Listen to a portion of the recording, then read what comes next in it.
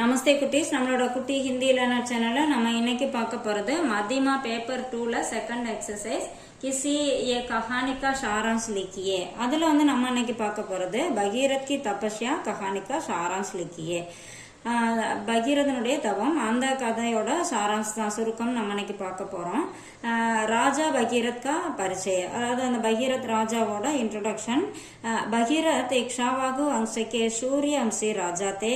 वे सत्यनिष्ठ धर्म பராயன் அவர் சாட்சி தே. அதாவது பகீரத் இக்ஷாவகு குலத்தோட சூரிய அம்சத்து ராஜா. அவர் ஒரு சத்தியத்தையும் தர்மத்தையும் ஃபாலோ பண்ணக்கூடிய ஒரு தைரியமானவராக இருந்தாரு. पूर्वजों की मुक्ति का संकल्प, अर्थात मुन्नोர்களோட मुक्तिக்கு தீர்மானம் எடுக்கிறது. एक बार धर्मराज भगीरथ के पास आए और बताया कि उनके पूर्वज सगर पुत्र भस्म के रूप में पड़े हैं. ஒரு முறை தர்மராஜர் பகீரத் கிட்ட சொல்றாரு, உன்னோட முன்னோர்கள் அந்த சகரோட புத்திரர்கள் மகன்கள்லாம் பஸ்மமா இருக்காங்க. உன்கே மோக்ஷ திலானே கேலிய கங்கா கோ பிருத்வி பர் லானா அவசியக் ஹை. அவங்கள மோட்சம் அடையறதுக்கு, முக்தி அடையறதுக்கு கங்கை நதியை பூமிக்கு கொண்டுட்டு வரணும் அப்படின்னு சொல்லி அவர் சொல்றாரு. தபஸ்யா அவர் விஷ்ணு பகவான் கா ஆசீர்வாத, அதாவது தவமும் விஷ்ணு பகவானோட ஆசீர்வாதமும். भगीरथ हिमालय जाकर भगवान विष्णु की तपस्या करते हैं. பகீரத் என்ன பண்றாரு, हिमालयத்துக்கு போயிட்டு அங்க போய் பகவான் விஷ்ணு கிட்ட தவம் இருக்காரு.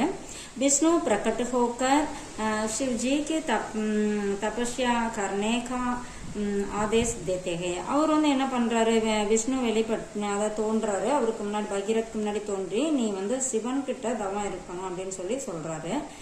சிவன்கிட்ட தவம் இருக்க சொல்லி சொல்றாரு. சிவ்ஜி கி கிருபா, சிவனோட அனுமதி.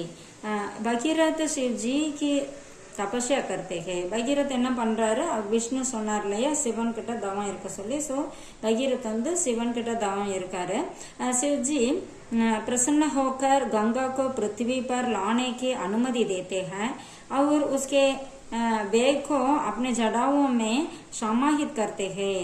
அதாவது சிவன் என்ன பண்றாரு, இவரோட தவத்துல ஹாப்பி ஆயிட்டு கங்காவை பூமிக்கு எடுத்துட்டு போறதுக்கு அனுமதி கொடுக்கறாரு. அது மட்டும் இல்லாம அது வேகமா வரும் இல்லையா, கங்கா நதி ரொம்ப வேகமா வரும். அதோட வேகத்தை தன்னோட அந்த ஜடா முனியில தாங்கிக்கிறேன் அப்படிங்கறதையும் சொல்றாரு. கங்கா கா அவதரன் அவர் சகர் புத்திரோம் கி முக்தி, அதாவது கங்கையோட அந்த வருகை, அதுக்கப்புறம் அந்த சகர் புத்திரர்கள் அவரோட மகன்களோட முக்தியும். गंगा भगीरथ के पीछे पीछे चलकर उस स्थान पर पहुंचती है जहां सगर पुत्र भस्म रूप में थे. எங்க இவங்க அந்த சகரோட புத்திரர்கள் மகன்கள் எங்க பஸ்மமா இருந்தாங்களோ, சாம்பலா இருந்தாங்களோ அந்த இடத்துக்கு பகீரத்துக்கு பின்னாடியே அந்த கங்கா நதி போகுது. गंगा के पवित्र जल से वे शाप मुक्त होकर विष्णु लोग चले जाते हैं. அதாவது கங்கை நீர் பட்ட உடனே, அந்த சாம்பல்ல பட்ட உடனே அவங்க எல்லாருமே அந்த சாபு முக்தி அப்படின்னா சாபத்துல இருந்து முக்தி பெற்று, அதாவது விடுதலையாகி விஷ்ணு லோகத்துக்கு போயிட்டாங்க, அதாவது சொர்க்கத்துக்கு போயிட்டாங்க அப்படின்னு சொல்றாங்க. அடுத்தது நிஷ்கர்ஷ், मुडिवरे. भगीरथ की कठोर तपस्या के कारण गंगा धरती पर आई और आज भी भारतवासियों को பவித்ரதா அவர் சுக் பிரதான் கர் ரஹி ஹை.